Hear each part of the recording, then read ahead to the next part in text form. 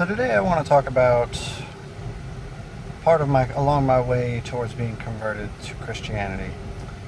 I ended up on a sort of pagan New Age witchcraft essentially phase that ended on basically, how do I start with this? So what that is, a lot of people have a lot of misconceptions about it. Some of it is what might be considered chaos magic. Chaos is, well, if you've ever seen, what's it called? How do I put this?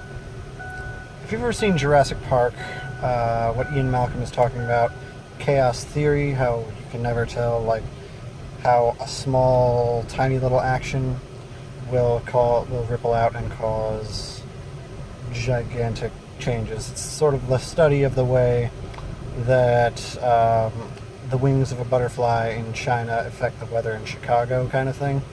Like those kinds of effects. Now, that's chaos theory. Chaos magic is the idea that, I'm not sure I really want to get too far into how this works, but because I wouldn't want anyone to get any ideas from this, but basically has to do with attempting to use those principles in order to manipulate just the universe around you to increase the likelihood of things going your way for various outcomes but that you desire. And that's as much as I'm going to say about that. The other part of it is the part that a lot of people don't really pay much attention to, and that is the inner spiritual power that the witchcraft allows a person to tap. Now, the inner power, the inner kingdom, as it were, the inner world, is not a kingdom that belongs to any man. It is a kingdom that belongs to God himself and God alone. So, when a person practicing witchcraft, which is at its core, no matter what they call it, satanic, a lot of people who do it will sort of seek inwards, and then they will find basically spiritual power that will enable them to... the extents of it are kind of beyond description unless you've actually experienced it, and then I might as well be talking to the wall or the window here. I mean, but the point is, with witchcraft, it's like there are doors and walls and gates in the mind and in the soul. And for a witch, it is like picking locks, basically, moving around doors, finding your ways through cracks in the walls, and basically, essentially breaking and entering to gain the power that is within. Now, when you do that, you're going to feel and understand and know at a certain level, it might be subconscious at first, but the longer you do it, the more you're going to realize that you are essentially stealing power from God. You come into there as a thief, and it shows. Now, what eventually I came to realize after I became converted to Christianity, this same inner world, this inner spiritual sight, this inner power that is there, I have access to it. But now it is like not picking a lock or trying to break through a door or sneak through a crack. Now it is like I have knocked upon the door and the owner of the house has opened it unto me and brought me inside, and like a guest as I am, he basically says unto me, my home is your home, mi casa su casa, that kind of thing. Just enjoy it. And I have the reign of the place, and it is very, very notably different to actually have the permission to be there, to know that you have the permission to be there, and to tap into what is there, than to actually be breaking into it.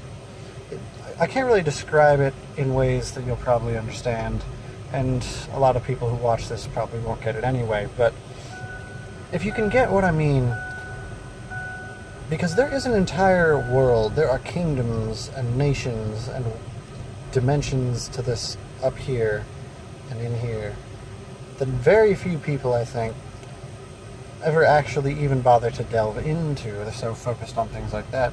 And video games, when you get right down to it, video games were... It took me a long time because I've always been into escapism. First it was books, and then it was movies, and then it was video games. I was always more fascinated and more interested in worlds that, like, anything that was not the world that I live in right now. And because, you know how they say the best of all possible worlds, this is the one? It's kind of backwards. I'm not going to say it's the worst of all possible worlds, but it's definitely pretty far down the list of all possible worlds. Now, what I'm basically saying is, now, the atheist is a person who, to a large degree, totally freaking ignores anything that's in there, and they focus entirely outward. They, like, all the stuff that's in here, they don't even bother looking at the door. They don't look at the walls, they just forget that they're there, and they're like, nope, nope, nope, nope. They don't even peek in the windows. They actually, like, board up the windows from the outside so that they cannot see into them. Like, they're that obstinate in a lot of cases. I was like that in the past myself. And I'm not saying this, like, to disparage atheists, because at the end of the day, it's not something they do on purpose. It is something that they are kind of tricked into. It is, well, I shouldn't say, like, tricked into. It's not really the good description of it. But what it basically is they're told their entire lives from birth that the things that are in here and the things that you experience in the spirit are nothing. And you should ignore them, and you should leave them alone, and you should just never touch that again, and don't bother with it, blah, blah, blah, blah, blah, and all this stuff. When in reality, that's just as important, if not more important, in a lot of cases, than this, this physical world.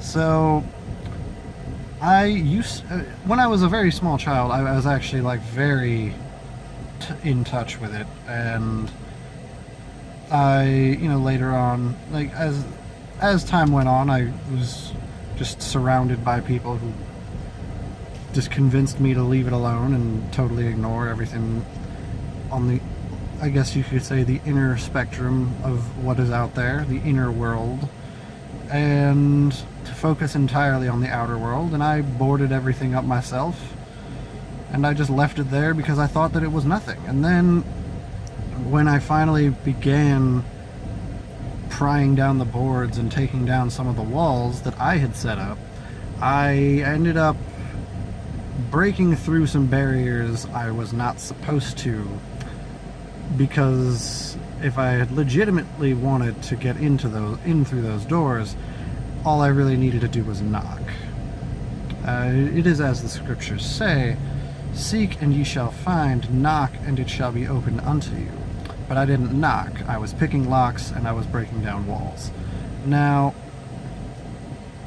after I finally realized what I had done, and I was coming as a thief and a destroyer, essentially, in there, I